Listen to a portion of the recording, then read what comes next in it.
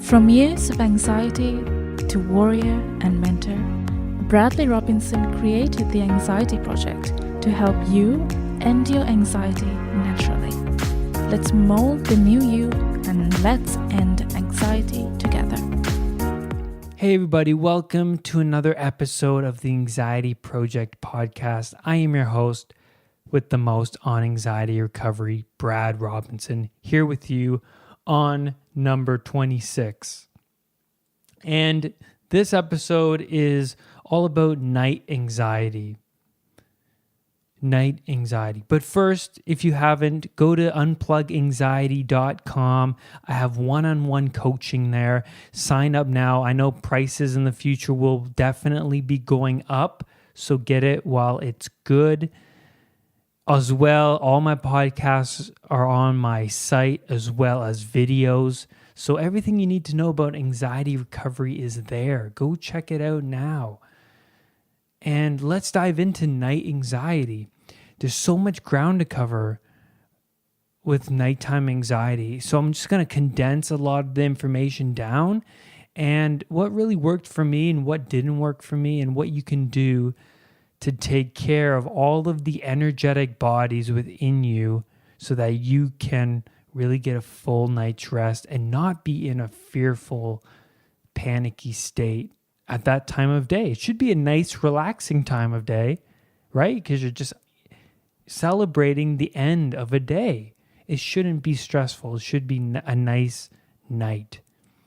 So, I remember when I was suffering from anxiety back in the day, years ago when I was working in television and in film, I would always ruminate over my work the next day. I was working multiple jobs, different jobs each and every day, different locations. And I was always worried about whether I was going to get there on time, whether I was going to be late, whether I was going to get enough sleep to perform at my best. So there was a lot of what if thinking, and it really drove me nuts because I really didn't have any confidence in myself. I deep down didn't believe this was the right job for me. I didn't feel fulfilled. So there's a lot of aspects when it came to my nighttime anxiety, as well as my lifestyle choices, my diet, as well as I was staying up late watching Jimmy Fallon, watching recorded television shows, Game of Thrones. I was staying up till like 3 a.m., 2 a.m., 1 a.m., and I wasn't really getting into a good rhythm, a good pattern of sleep. And that was important as well, right? And I would eat junk foods late at night. I used to smoke weed a lot back in the day. I'm not against weed, but weed just doesn't work for me. It just doesn't work. So there was a lot of factors, right? And when I was dealing with stress for working at a new job, I wouldn't get to sleep, and then I would be up at 12 a.m. pacing back and forth because the cycles of thoughts would just come and come and come. And the cortex, the part of your brain, it's the thinking part of your brain. So this is where you ruminate. The cortex is where you ruminate. And when you ruminate and imagine and really obsess over certain things, what happens is it can lead to anxiety symptoms and sensations because the cortex is connected to the amygdala, and the amygdala is the fight, flight, and freeze response that triggers all of the sensations, the sweaty palms, the racing heartbeat, the lump in the throat feeling, the muscle tension, and the constant urination, the nauseous feeling. So there's a lot of factors with the amygdala that's important to understand. So when you're ruminating, it can lead to symptoms, right? If you're picturing yourself showing up late to work the next day, like I did, well, the amygdala the cortex will send that signal to the amygdala, because the amygdala thinks that, oh, it's something to worry about. This is something life-threatening, because showing up late equals losing the job, which equals not being able to support myself, equals death, right? So, and then the amygdala takes it as a life-threatening situation, and you can't sleep because you're racing heart, you're sweating, you're shaking, all of these sensations, right? So that's really important to understand. You're ruminating constantly, and then this causes all of your bodily sensations. You might have health anxiety. You might be worried about a physical illness, and then you just can't sleep. You just can't get to bed. So there are 4 major bodies, energetic bodies that make up you, that make up the human body. It's the spiritual body, it's the mental body, it's the emotional body, and it's the physical body. So I'm going to go through each one of them. The spiritual body, what you can do to really get in touch with your spiritual body throughout the day, is acts of kindness, meditation, giving back to yourself, releasing excess energy that's been stored up within you. Hiking, getting in touch with nature is really important.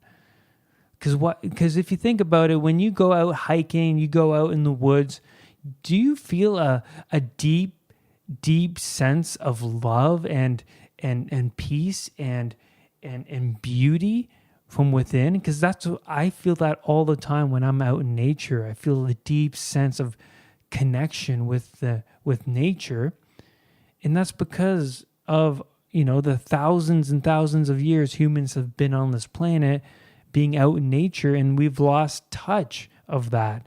We've lost touch of the purity of the oneness, the simpleness, the naturalness of the world.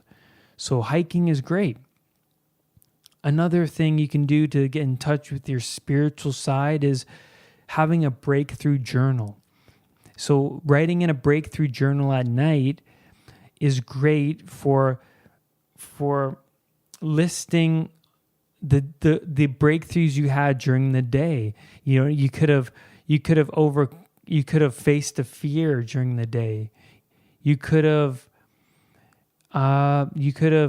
talked to that person for 5 more minutes than you usually do. For instance, you might have anxiety when you talk to people, right? So you might have faced that fear of talking to somebody, or you could have faced the fear of going to the shopping mall where you had a panic attack before.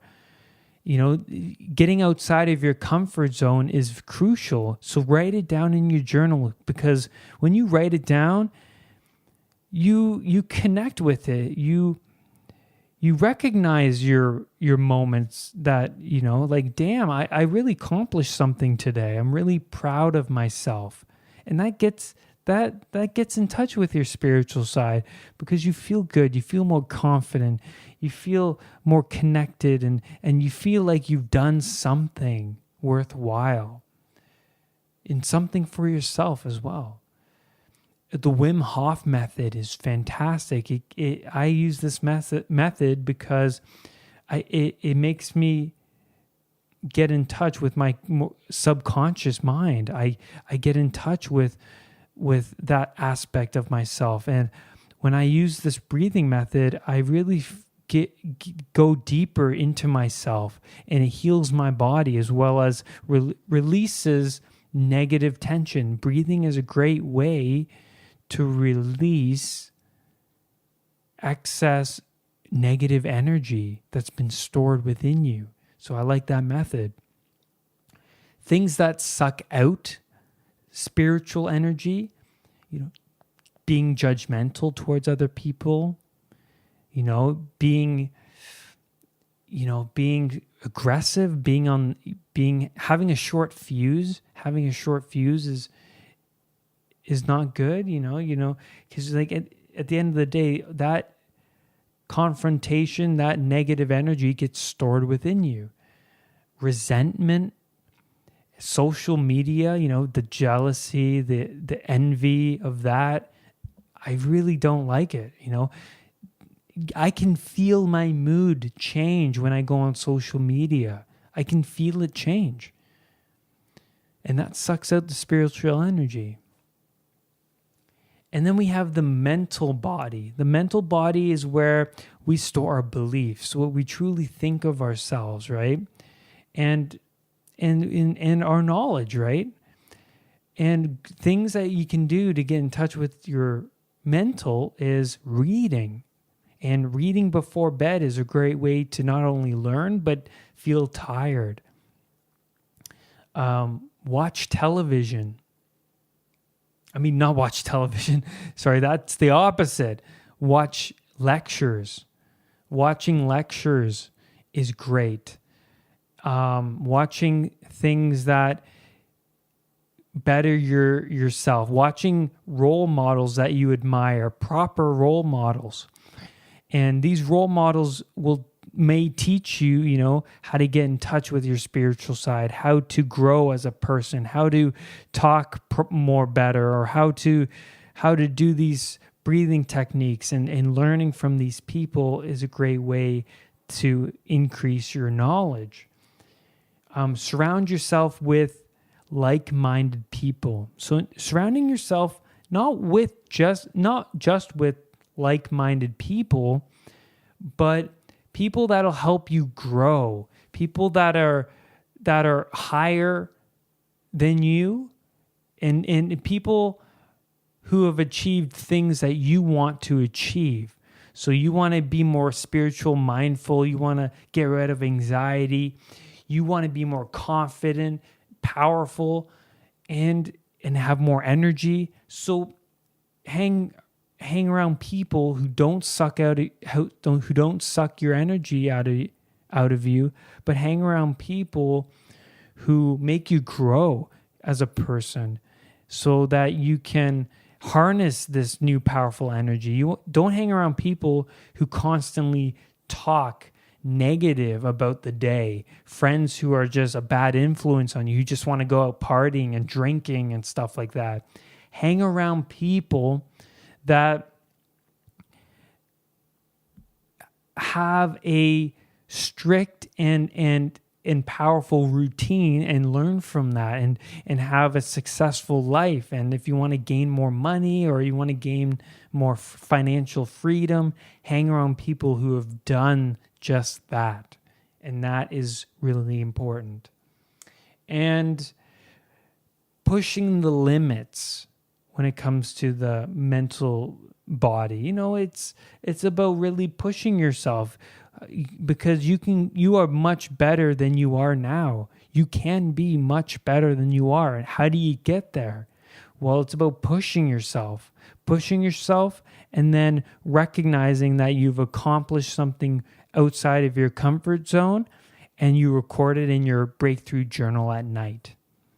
All right.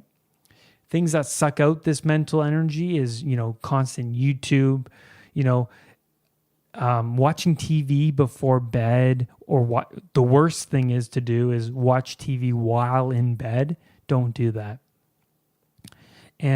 Don't do anything stimulating 1 hour prior before bed. Don't do anything stimulating.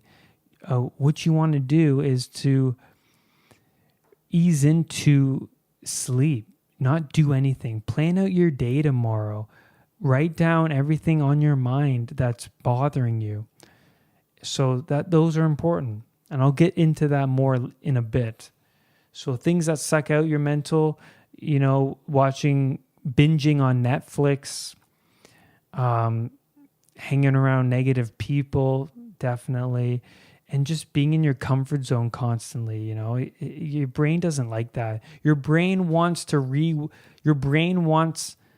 new neural pathways to form, and they're not going to form if you're just doing the same mundane, boring thing every day. You want to stimulate your brain. You want to achieve something. You want to learn something really valuable, right? And that's important. And then moving on is the emotional body. Now, the emotional body, what you can do is, what I do is listen to classical music, calms me down, especially before bed. Running and hiking. I really feel a deep sense of connection when I'm out in nature, or I feel happier. I feel more relaxed when I hike and run. Also, diet is really important for the emotional too, because like I feel I have more energy when I implement the right foods. And I implement meditation for the emotional, so I feel more relaxed, and I feel I'm not overreactive when it comes to dealing with people throughout the day. And reframing exercises associated with NLP. I like to do reframing exercises to release unwanted baggage stored from my past that I haven't dealt with yet. Because we all have baggage to some degree, right? And it's important to release those emotional issues, the things that weigh you down, hold you back from living a fulfilled life. So I do that. Things that suck out your emotional energy, negative people, they're very draining. Overthinking things, not settling on an agreement with somebody or figuring out what to do. Have you ever been in those moments where you just can't figure out what to do today? Yeah, those drain you because, it's when you settle on something to do, just do it and stop contemplating, right? And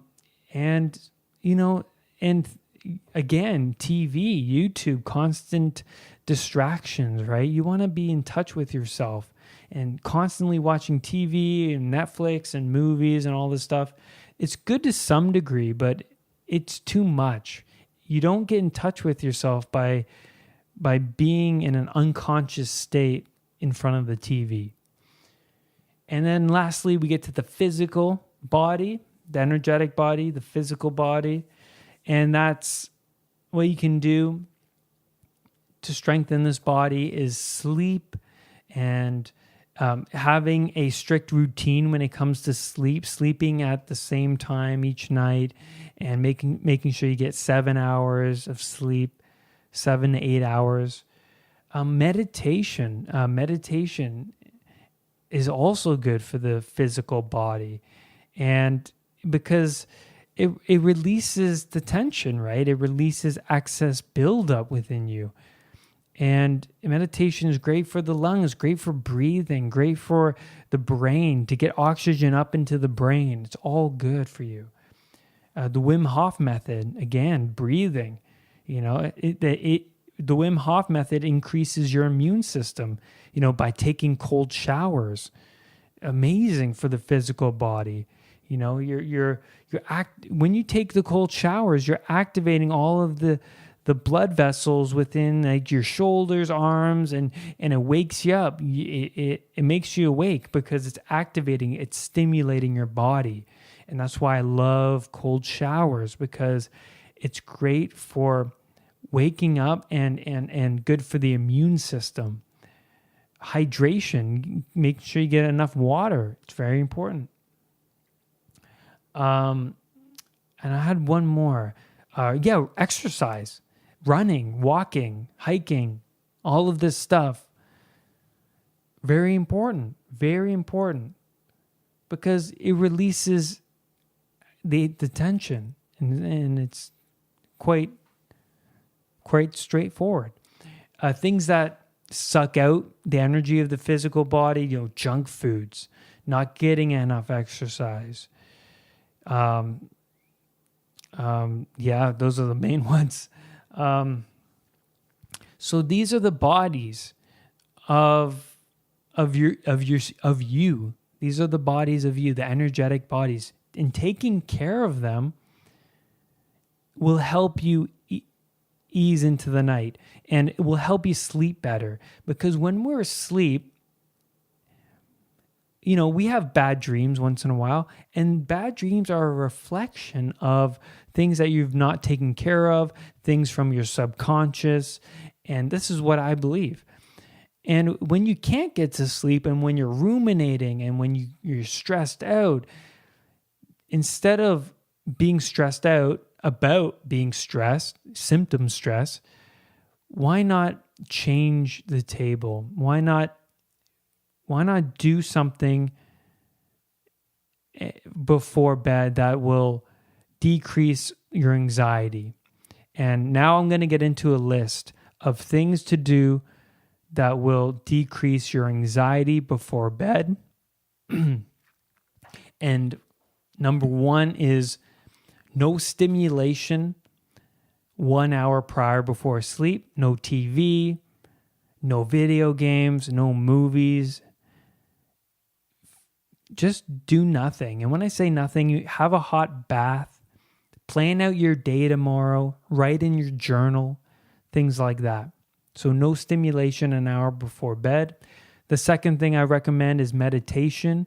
Mindful meditation is always beautiful. I love that one. Meditation is good for all of the bodies that I just described, and it's good to give back to yourself, and meditation is a great way for that. Number 3 is not eating 2 hours before bed. And if you're like me who can't go to bed hungry, eat a big meal, 7 o'clock. If you're going to bed, say at 10 o'clock, eat a big meal around 7, right? And then don't eat anything till morning. Something like that. That's what I usually do. And eat more healthy fats like avocados, great for the brain. Omega-3, which is in fish, great fatty, salmon. I like to eat, beef, fatty cuts of beef, stuff like that. It helps me with my brain function, and it helps me with energy as well. And I'll definitely do a podcast later on diet. So that's going to come in the future. So look out for that. So another thing you could do before bed, the breakthrough journal, absolutely crucial. Having a journal where you can just write down all of your negative thoughts as well. Having something where you can write down all of the things that's stressing you out. And that's very important. Getting it onto paper always helped me sleep better. All of my things that I'm stressed out about, that's on my mind, get it on the paper. Look at it. Look at it at face value. And if you're worried about not showing up to work on time, you have a big presentation, whatever, you have a job interview, whatever it may be, write it down. Write how you feel on it, right? Number 4, I would recommend good music, classical, soothing music, meditation music, whatever it may be. Have some music playing in the background. Have some music when you're easing into your night. Just flop around, write in your journal, and meditate. Have a nice bath. Do these things that give back to you. It's important that you give back to yourself. It'll help you sleep better. And lastly, I want to say, if you really have anxiety, if you're not getting sleep, and you're worried that you're not going to get sleep, what I learned, that turn it around 180. Turn it around where it's like, just tell yourself that, I'm going to see how long I can stay up for tonight. I'm just going to see how long I can stay up for, because eventually, how your body works, you eventually get to sleep. Your body will go to sleep one way or another. And what I learned from my past, worried about not getting enough sleep for a special event the next day, sometimes I would get 2 hours of sleep that night and still function good, if not great, the next day. Even though you feel tired, I still functioned quite well. So I learned that, if I don't get sleep tonight, I'll get it another night. I'll get the sleep back one way or another. And that's the podcast. I really hope you enjoyed this podcast. If you haven't already, please rate and review this podcast. It's on iTunes. I would greatly appreciate it. If you want me to go over a topic that I haven't yet, please leave a comment, on YouTube, on iTunes, wherever, and I will definitely get to it. You can even email me at theanxietyproject@hotmail.com. Go to unpluganxiety.com, where I have the one-on-one coaching and all of the content relating to anxiety recovery. I hope you have a great day, everybody. Do not let anxiety define who you are. Bye-bye. For more podcast episodes, for more video content, and one-on-one coaching with me via Skype, visit www.unpluganxiety.com for everything you need to know about ending anxiety naturally. I love you all. Have a great day. Bye-bye.